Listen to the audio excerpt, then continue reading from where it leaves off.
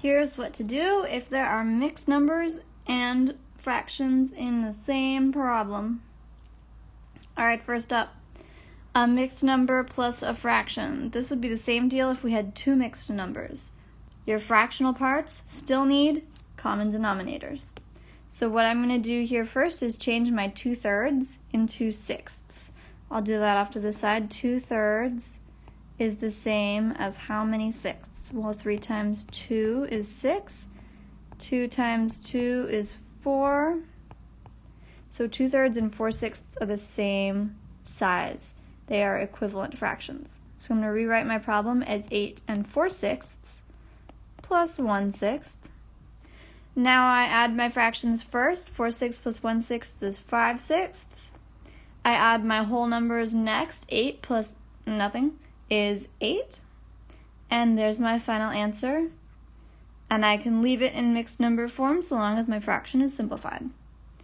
With subtraction, same deal with subtraction, I need common denominators. 8 and 2/3 is the same as 8 and 4/6 minus 1/6. I don't need to regroup here because I do have enough 6th size pieces to take away. So I'm left with 4 minus 1 is 3. 8 and 3/6 is my final answer. Yes? Yes? Oh wait, what did I forget to do? I forgot to check. Always an important step. Check what? Can my fraction be simplified? 3/6 represents the same amount of space as 1/2. So we do want to simplify that. Our final answer here is 8 and 1/2. And if I had finished boxing in my answer and moved along here, this would have been wrong. Even though it's equivalent to the correct answer, it is not in its simplest form. I need to simplify my fraction if I want to get the correct answer. Alright, what do you do with a mixed number in a multiplication problem?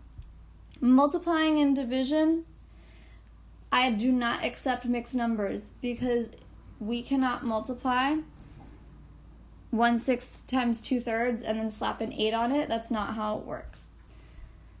What we're going to do is we're going to use the Texas method to change that mixed number into an improper fraction. Alright, the Texas method using the accent that Miss Douglas was so sad that Texans didn't really have when she moved here. 3 times 8 is 24, plus 2 is 26. Keep my same remainder. 26/3 times 1/6. Now, I don't need common denominators for this. I've already found my improper fraction and I can just multiply straight across. 26 times 1 is 26. 3 times 6 is 18. I can definitely simplify that, so I'm going to start over here because it might be a bit of a process. I don't know. I like to give myself some room. Simplifying, let's start with dividing by a common factor of 2 over 2. 26 divided by 2 is 13. 8 divided by 2 is 9. The factors of 13 are 1 and 13. The factors of 9 are 1, 3, and 9. If I divide by a fancy one of 1 over 1, that's not going to do anything for me. So my final answer is 13/9. Or if I wanted to convert that to a mixed number, because I can, I could say, well, 9 times 1 is 9, 9 times 2 is 18. Nope, so this is going to be 1 whole. And 13 minus 9 is 4. 1 and 4/9 is my mixed number. That is how you deal with fractions and mixed numbers in a multiplication problem. You have to change them all to straight up fractions.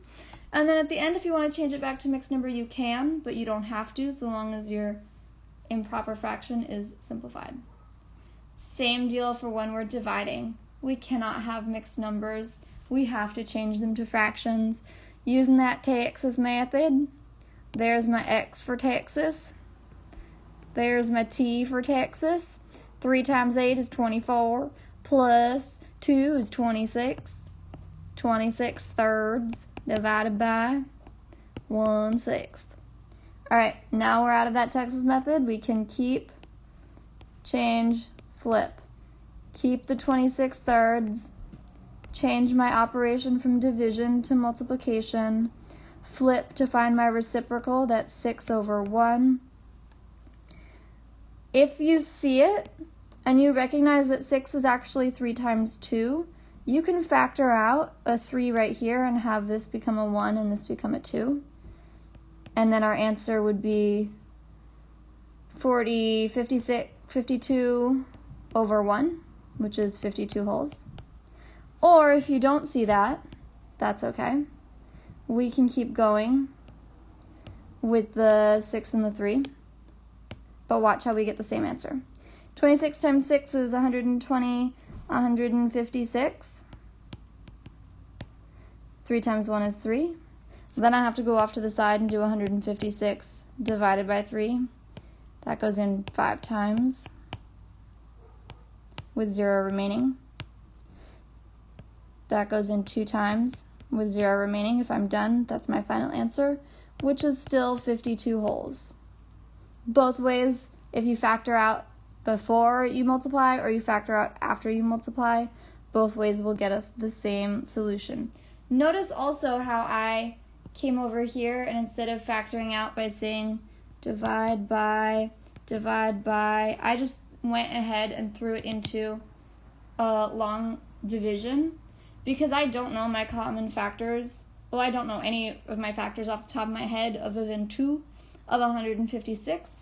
So I decided that I would rather divide, and if I have a remainder, I could leave that in fraction form, than try and sit there and come up with a factor rainbow for 156.